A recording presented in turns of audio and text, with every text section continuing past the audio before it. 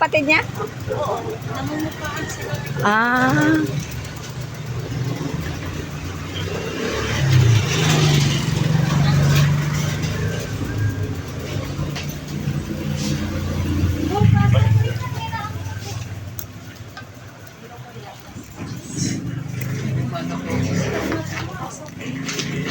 Ah, ang kapatid niya. Yan po sir, yung kapatid ko na Magandang umaga po. Nice to meet you po.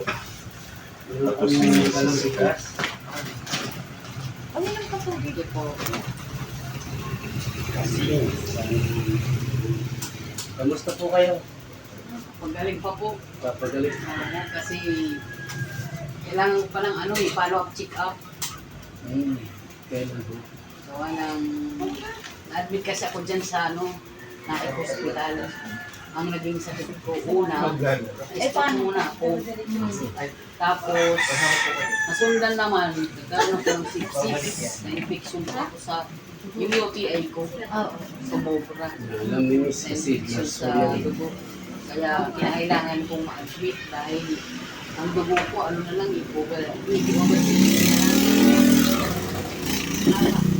hindi na ako makakain. Kaya na-admit ako. Tapos ngayon, follow-up check-up ako. Mataas naman ang sugar ko.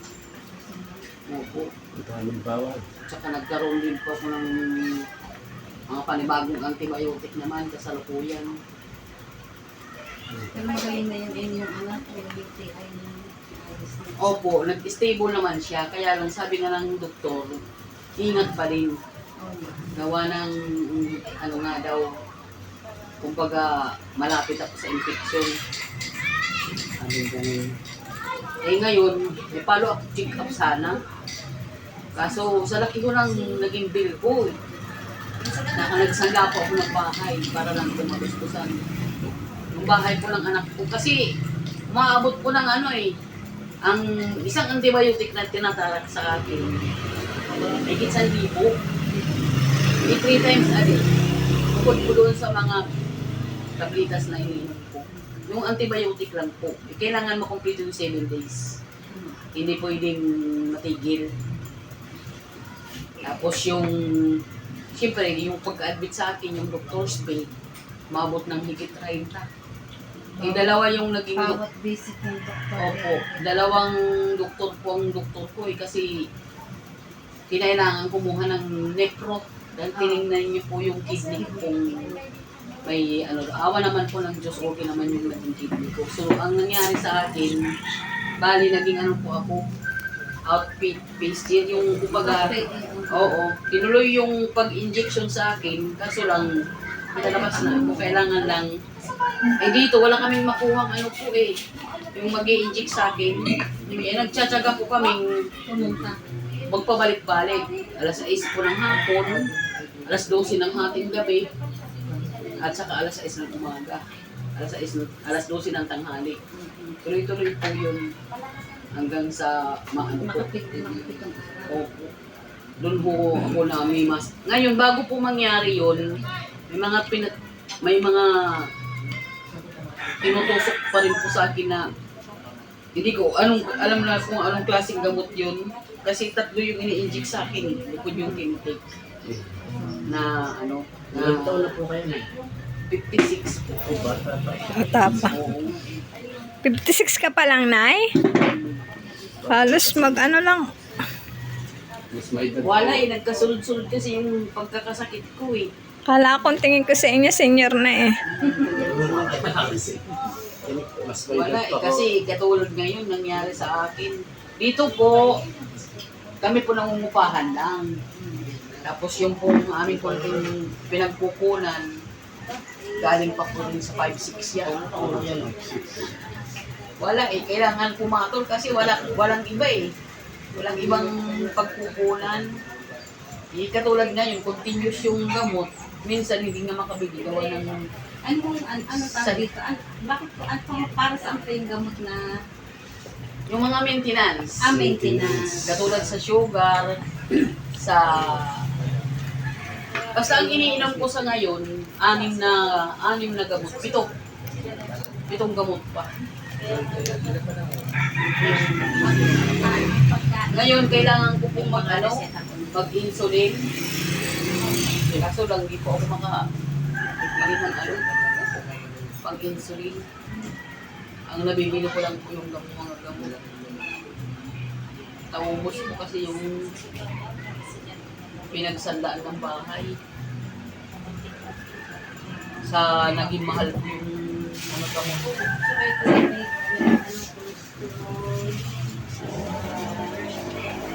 Mataas ang cholesterol niya. Umabot kasi ng 74. 74. Kasi pag nalipat ako sa PGS dahil yung sakit ko, sabi niya, papabayaan daw po ako noon sa PGH. Maaari ko daw po yun ikumatos. Yun daw yung kaunang mangyayari sa akin. Makukumatos muna ako din. Swerte kung kasi sabi niya sa akin, wala ka na isang buwan, kukumatos ka na. Malayo dito. Opo, di ba sa Maynila yung PGH? Kasi dahil sa kanila ng repera na ilipat na dahil ang iniisip ko nga yung gastos. Pinagpilitan talaga ng doktor, kaya buti na lang din, ang panahon na yun, may kumuha doon sa asanda ng bahay. Kaya nagsanda akong bahay namin. Nanatili na lang ako doon. Kasi kung nagkaroon ako ng parang budget. Mas mabuti naman kasi yun ay kikitain niyo pa yun. Yun nga sabi niya, yung buhay mo Anya, yan pag nawala na, hindi na may babalik yan. Ang bahay mo, pag gumaling ka at nakarecover ka, then sabi niya, tulong-tulong kayo, makukuha mo pa ulit yan. Sabi sa akin, sa akin ang doktor. Kaya parang nagbukas din yung kaisipan ko. Kasi sa taas ng, umabot na ng 39,000 yung infection ko. Oo, yung 39,000 yung infection sa dugo. Sabi ko. Kaya ka ganun kamahal yung naging antibiotic ko. Basta, araw-araw ang binabayaran namin sa Mercury. Yun lang yun, antibiotic lang, at saka yung mga pag-injection. 4,000. Araw-araw po yun. 4,000. Bukod pa yung mga binib, magre-reseta sa amin halagang 3,000, halagang 4,000. Bukod po yun, hindi kasama. Basta yung antibiotic lang. parang tulad ng aming kapatid. Talagang ano sa ito, resto. Si Tane. Pero, parang ano lang din ho eh. Kala mo parang hindi ako napunta sa 50-50. Kasi ang bilis nga pong parang nakarecover ako. Kasi magaling yung doktor na ano ko.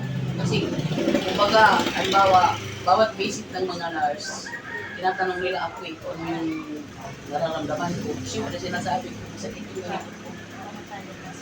Tatawag nila din, mamaya may papatake sa akin. Nanay-take mo, iwinumin mo daw to, sabi nito. Yun yung parang, kasi nalumpong muna ako eh. Yung mga ganong palang pangyari, nalumpo ka. Ako, ito na walang ito ng ano, pang-apakang ako. Nawalan ako ng lakas. Parang na lang. Kasi yung lagnat ko, pabalik-balik. Oh. Oh. Kailan po yung follow-up check-up yun? Dapat ko nga sana. Ngayon, Wala nga akong budget. Kasi 900 po. Tapos yung pong gamot, gusto ko ang bayad. kaya nang magagaling. Opo, pinag-i-insulin ako ng 3 months. Kasi pauno lang tulong namin sa inyo. Magpa-follow up check-up na kayo. Okay? Opo. Balik namin sa US. May punto kami. Tatrabaho ulit kami Tulong po kami, okay? Kailangan ko gawa ng Follow up check-up kayo para malaman kung anong dapat gawin, kung continuous o ano. Mabuti. Wala kasi yung tindahan namin, sir. Wala na rin pong laman. Diyan po kasi kinukuha lahat eh. Yung Naintindihan po namin gamot sa kung araw-araw. pangangailangan ng mga tao. Kaya tumutulong kami sa inyo. Maraming salamat. Basta kailangan mo lang mag-ingat sa katawan. Kaya nga, Kumain ng tama, siyempre yun po ang number 1 eh.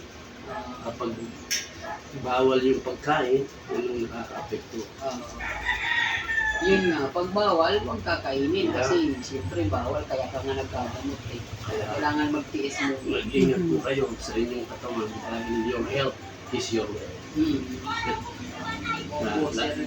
Lagi ko pong tinuturo, pinapangaral sa mga viewers namin na kailangan health ang priority. Dahil yung hinggang ay vehikulo ng yung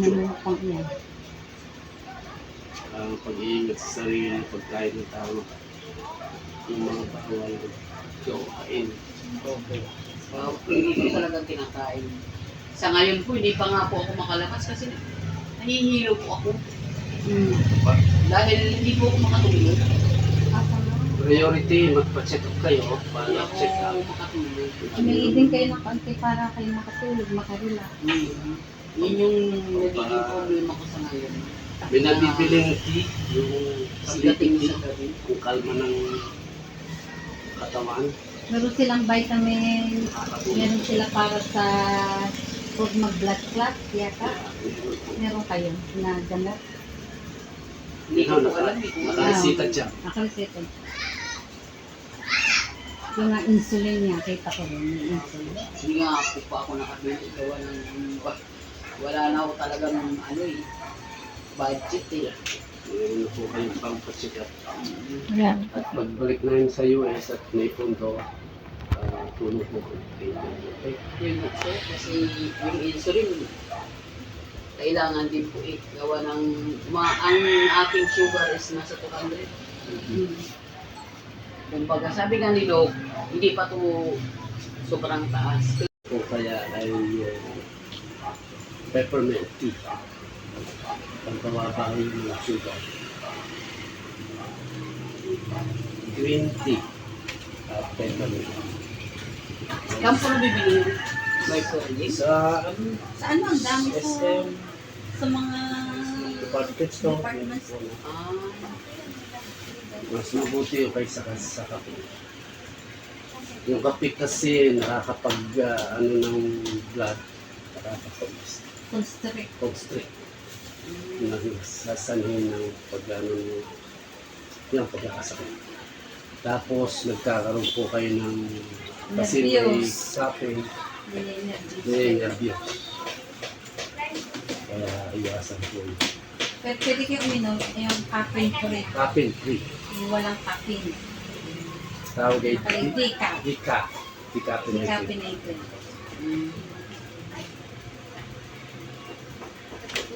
May pa yung kapatid.